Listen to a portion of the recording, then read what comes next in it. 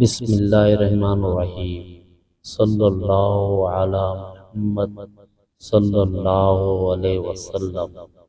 رسول اکرم صلی اللہ علیہ وآلہ وسلم نے فرمایا، اللہ سبحانہ و تعالیٰ نے سب سے پہلے قلم کو پیدا فرمایا، پھر اس قلم کو لکھنے کا حکم دیا۔ قلم نے عرض کیا، اے رب العالمین، کیا لکھوں؟ اللہ تعالیٰ نے فرمایا، تقدیر لکھو۔ چنانچہ قلم نے ان چیزوں کو لکھا جو اب تک ہو چکی ہیں اور جو آئندہ قیامت تک ہونے والی ہے۔ تقدیر پر ایمان لانا فرض ہے۔ انسان کو پہنچنے والی ہر اچھائی یا برائی اس کے مقدر میں لکھی ہوئی ہوتی ہے۔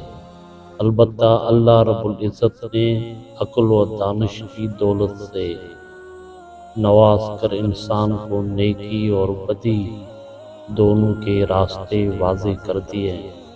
نیکی کا راستہ اختیار کرنے پر اسے اللہ رب العزت کی رضا اور انعام و اکرام حاصل ہوتا ہے۔ برائی کا راستہ اختیار کرنے پر اسے سزا اور عذاب ملتا ہے۔